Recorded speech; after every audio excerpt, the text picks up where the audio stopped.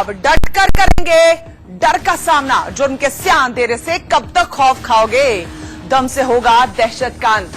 नमस्कार, मैं हूं आपके साथ निशा बाजवा चौधरी। गुनाह और गुनहगारों से आपको खबरदार कराने के लिए हम लाए हैं यह खास शो। नाम है इंडिया अलर्ट, नाम है इंडिया अलर्ट।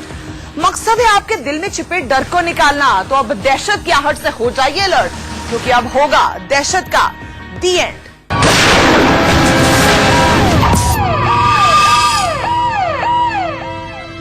वो चीखता रहा, वो मारते रहे, वो रहम की फरियाद करता रहा, लेकिन वो उसके साथ दरिंदगी का खेल खेलते रहे। कहानी उन शैतानों की है जो भीड़ की शक्ल में थे और उनके निशाने पर था एक नौजवान। वो नौजवान जिसको चोरी के शक में भीड़ ने पकड़ लिया था और उस शक की उसे ऐसी सजा दी कि देखने वालों की रूह कांप उठी। हिंदुस्तान में पनपते तालिबान की ये कहानी आपके रोंगटे खड़े कर देगी।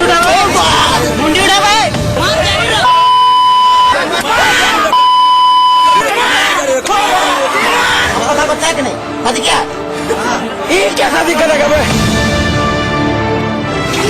हर जन से स्कूल से आ रहे थे। मुस्लिम आदमी के नाते उनको बहुत बेरहमी से मारा गया और मेरे कोई भी नहीं, मेरे सास भी नहीं, मेरे ससुर भी नहीं।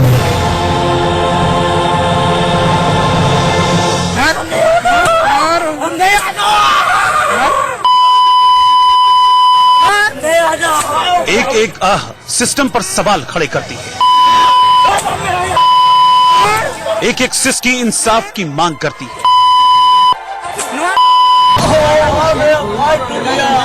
इस रात की सहर कब होगी, ये आग कब बुझेगी?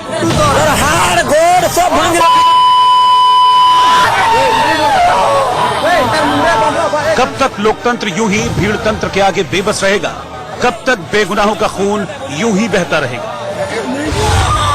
झारखंड की तस्वीरें खौफ से भर देने वाली। सामने है वो भीड़ जिसका कोई चेहरा नहीं और निशाने पर एक शख्स जो बेबस है, लाचार है।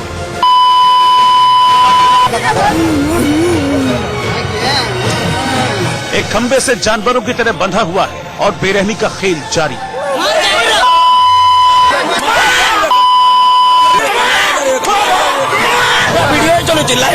देखकर रूह कांप जाए।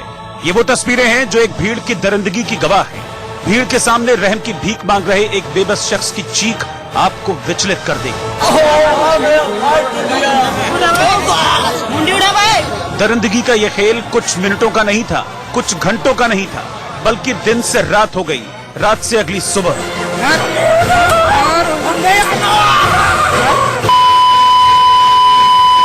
एक शख्स यूं ही जानवरों की तरह खंबे से बंधा रहा, खून से लथपथ तड़पता रहा और शैतानों की भीड़ उस पर सितम ढाती रही।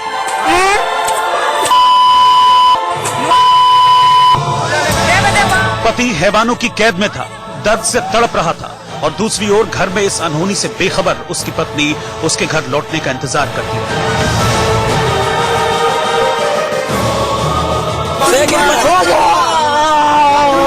दर्द बढ़ता जा रहा था, जख्म गहरे होते जा रहे थे और दरिंदगी का खेल और भी ज्यादा खौफनाक होता जा रहा था।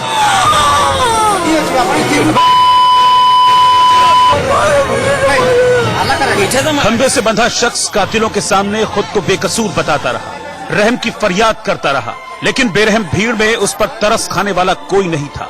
उल्टा इस खूनी खेल का वीडियो बनाया जा रहा था। पूरा वीडियो चलो, लाइव चले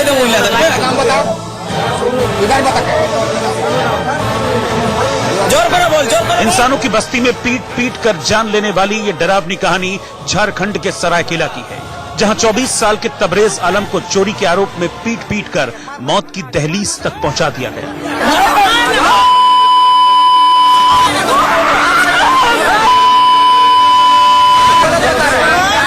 किसी भी गुनहगार को कानून की नजर में गुनहगार ठहराने के लिए सबूतों और गवाहों की जरूरत होती है। यह ना कोई सबूत था और ना ही कोई गवाह। भीड़ ही जज बन गई, भीड़ ही पुलिस और दरिंदगी ही कानून बन गए।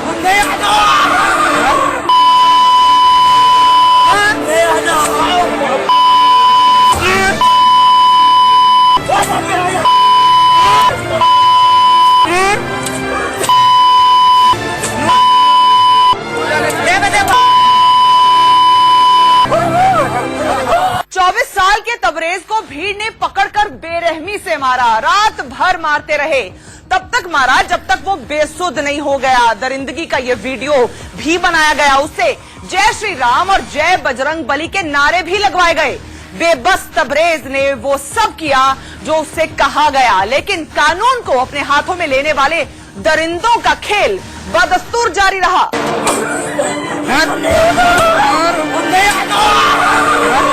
रोंगटे खड़े कर देने वाली ये घटना 17 जून की है। पुणे में रहकर नौकरी करने वाला तबरेज ईद की छुट्टी पर अपने घर आया हुआ था। 17 जून के दिन वो अपने 2 दोस्तों के साथ मोटरसाइकिल से कहीं जा रहा था, लेकिन इसी बीच घातकीटी गांव के पास चोरी के आरोप में गांव वालों ने उसे पकड़ लिया। तबरेज के दोनों साथी तो किसी तरह वहां से भाग गए, लेकिन वो गांव वालों के हत्थे चढ़ गया। हाड़ गोड़ सब भांग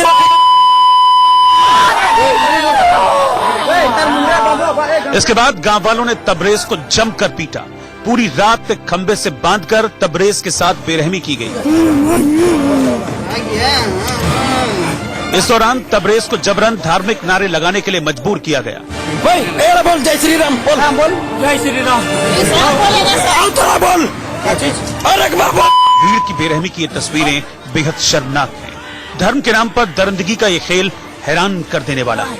और एक बार बोल जय श्री राम जय हनुमान बोल और एक बार बोल। तबरेज खुद को बेकसूर बताता रहा, लेकिन बेरहम भीड़ ने उसकी एक न सुनी।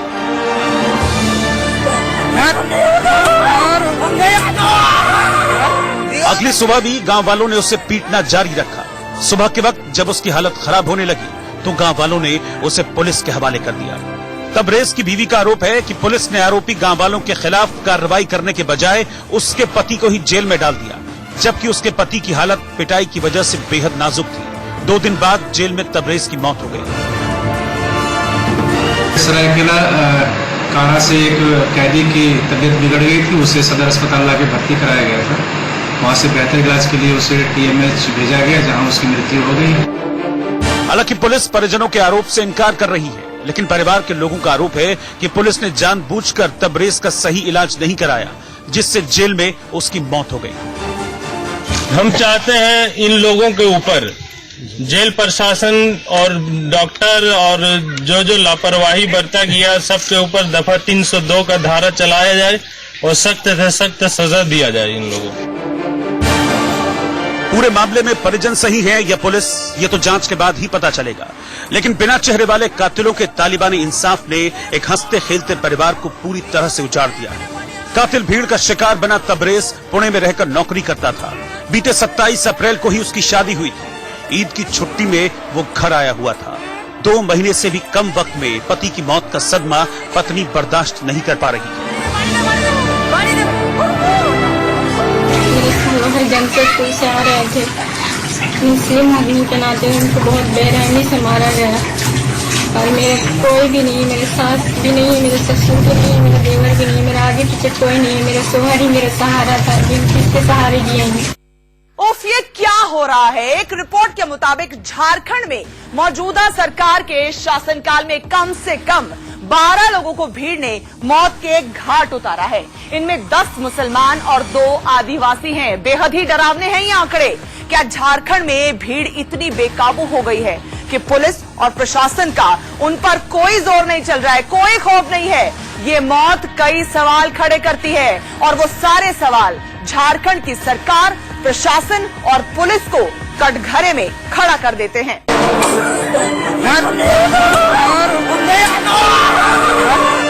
भीड़ के हाथों शिकार बना तबरेज अब इस दुनिया में नहीं है। उसकी पत्नी की जिंदगी बदरंग हो गई है। मौत तो एक हुई है, लेकिन जिंदगी उससे जुड़े हर शख्स की तबाह हुई है। फिलहाल इस मामले में पुलिस ने अब तक कुल 5 आरोपियों को गिरफ्तार कर लिया। 2 पुलिस वालों को भी सस्पेंड कर दिया गया है। लेकिन सवाल यही है कि आखिर ये आग कब बुझेगी? आखिर कब होगा नफरत के इस जहर का खात्मा? Bureau report, India news. वक्त एक और छोटे से ब्रेक का है। ब्रेक के बाद भी जारी रहेगा हमारा खास शो इंडिया अलर्ट।